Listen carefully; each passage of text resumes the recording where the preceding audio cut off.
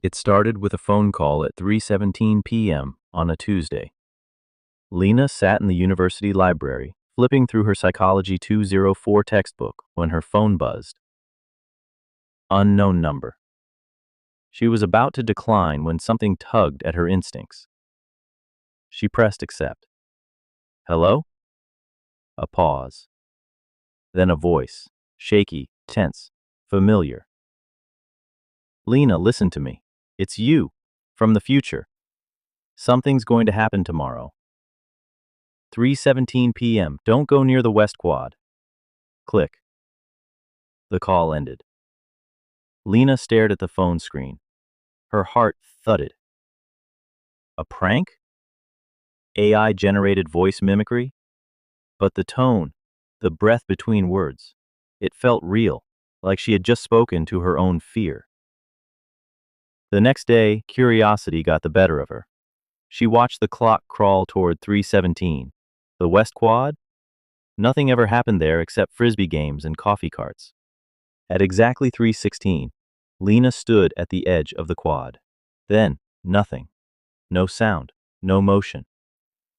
And then, a flash. A strange ripple twisted the air, like heat waves rising from pavement. Everything felt slower. Her fingertips buzzed. The wind stilled. Something was off. Then her phone rang again. Unknown number. Did you go? The voice asked. You weren't supposed to. You just created a ripple. Lena swallowed. Is this some kind of experiment? No time, the voice said. The ripples get worse. You'll feel it. Next time, don't interact. Just observe. Click. For the next 3 days, Lena followed the instructions. Every day a new call, a new warning, a new rule. Don't speak to Professor Hale on Thursday. Do not take the Green Line train at 5:42. Open the red envelope in your mailbox. Burn it. Each warning was specific, sharp, and followed by eerie consequences if ignored. The one time she forgot and rode the Green Line, a woman across from her had a seizure. No one else on the train moved, frozen like statues, except Lena.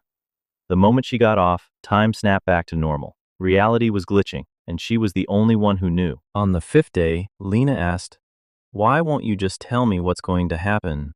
The voice hesitated. Because if you know too much, the path collapses. It's like a maze. I'm giving you the thread, one turn at a time. Why me? She whispered. It has to be you, and I know you'll try to change the outcome. Just don't. Click. She started writing everything down.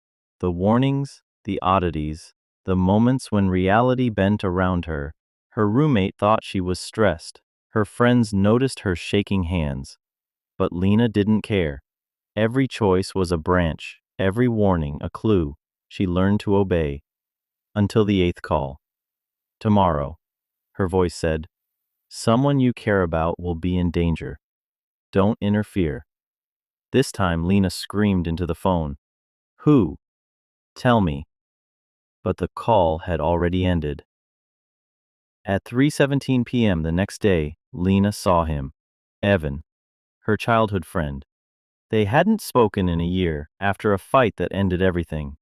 He walked across the quad just like always, phone in hand. She saw the shimmer again. The ripple, and a man, tall, in a dark coat walked toward Evan, hand in pocket. Lena's instincts screamed. She ran forward. The man brushed past Evan. Nothing happened. Relief, but too soon. The ripple snapped back. Lena turned. A cyclist swerved to avoid her, crashed into a pole. The pole fell. Fast. Metal against wind. Evan didn't see it. Crack. Evan fell. Time stopped. Her phone buzzed in her pocket. Lena, her own voice said, calm now. You broke it. I know you couldn't help it. But now it loops. Click. The days repeated, not exactly, slight variations. Evan always got hurt. The warning shifted. This time, Don't speak to the woman in the red coat. Stand behind the statue at 3:14. Don't drink the coffee today. The more Lena obeyed, the more disjointed reality became. Shadows moved differently. Reflections blinked. People said things they hadn't said. She stopped going to class, started mapping her days, drawing loops, diagrams. She knew she wasn't insane. She had proof. Videos that corrupted right after recording, screenshots that changed, notes that rearranged themselves, and one day, the calls stopped. At first, it felt like relief, silence, peace, then loneliness. A week passed. No calls. Lena sat alone on the campus rooftop, journal in hand. The sky above was oddly purple, like dusk in a dream. She whispered, "I'm sorry, Evan." The wind stirred. Her phone buzzed. Unknown number. Hands trembling, she picked up. But the voice on the other end wasn't hers. "Lena," the voice said. Calm, robotic. Phase complete. Observation recorded. Subject response archived.